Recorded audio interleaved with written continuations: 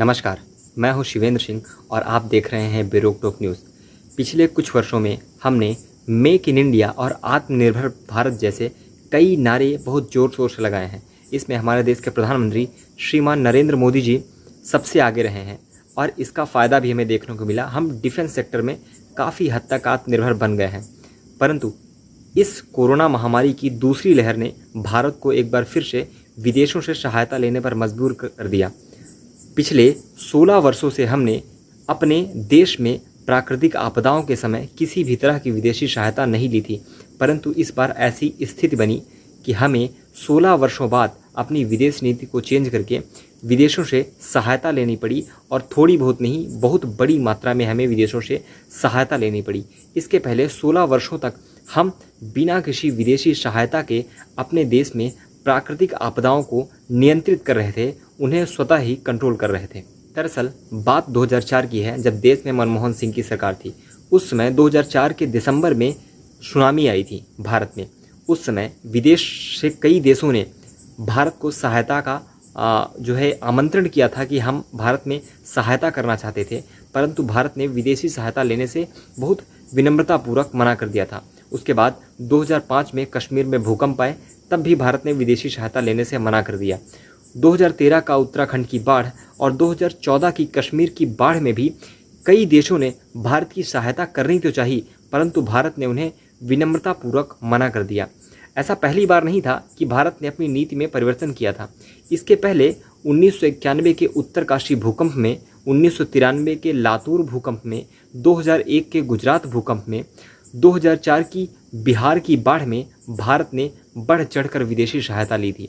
मतलब 2004 में जब बिहार बाढ़ आई थी, उसके बाद 2004 में जब सुनामी आई तो बिहार बाढ़ तक हमारी नीति थी कि हम विदेशों से सहायता लेते थे, परंतु 2004 के दिसंबर में जब सुनामी आई तब से भारत ने विदेशी सहायता को लेना अपने आंतरिक मामलों में बंद कर दिया। 2014 में देश में श्रीमान नरेंद्र मोदी की सरकार बनी। उस समय भी हमारी नीति कुछ ऐसी ही थी।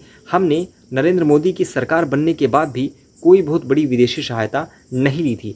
2018 में केरल में बाढ़ आई थी। उस समय केरल सरकार को यूएई की तरफ से 700 करोड़ रुपए का ऑफर आया था कि हम केरल सरकार की मदद करना चाहते हैं केरल की बाढ़ में।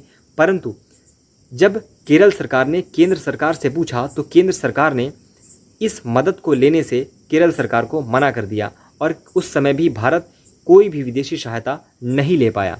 भारत का कहना था कि हम अपने स्तर पर ही मदद जुटाएंगे और हो सकेगा तो हम अपने देश के अंदर ही मदद जुटाकर अपने राज्यों की हेल्प करेंगे, परंतु हम किसी भी तरह की विदेशी सहायता नहीं लेंगे।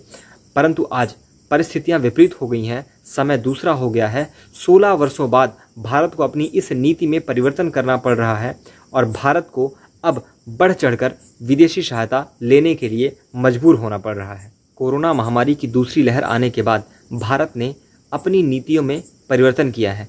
पहला परिवर्तन ये किया गया है कि अब राज्यों को यह परमिशन दे दी गई है कि वो कोरोना की जांच किट और दवाइयों को डायरेक्ट वो विदेशों से दवाइयाँ खरीद सकते हैं और जो टेस्टिंग किट है उनको भी खरीद सकते हैं। भारत की हेल्प इस महामारी के दौरान 40 देशों ने की। आज हालात ये हैं कि आज भूटान हमें ऑक्सीजन की सप्लाई दे रहा है असम में। तो कुल मिलाकर 40 देश जिनकी भारत ने कभी न कभी हेल्प की थी, वो बढ़ चढ़कर भारत की सहायता कर रहे हैं।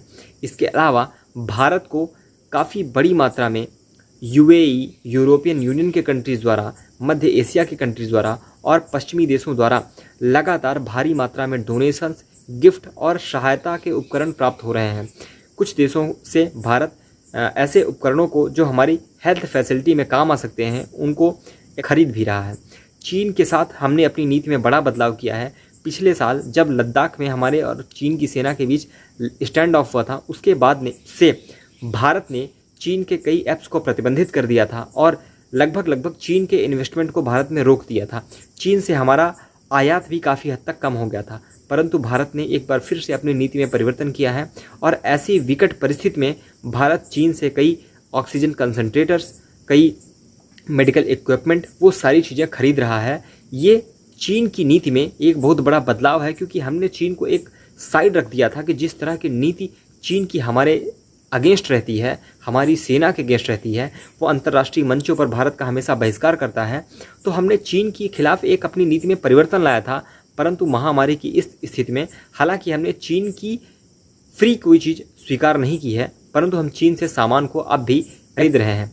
पाकिस्तान ने भी भारत की सहायता करने की कोशिश की, उसने कहा कि हम भारत की सहायता करना चाहते हैं, परंतु अभी तक भारत ने पाकिस्तान की कोई भी मदद स्वीकार नहीं की है। उसका कारण ये है कि कल को पाकिस्तान अंतर्राष्ट्रीय मंचों पर जाकर इन्हीं मुद्दों को लेकर भारत की आलोचना करता है और अपने आप को आतंकवाद मुक्त दिखाने के लिए ये कहता है कि देखिए हमने इतनी बुरी परिस्थिति में भारत की सहायता की है।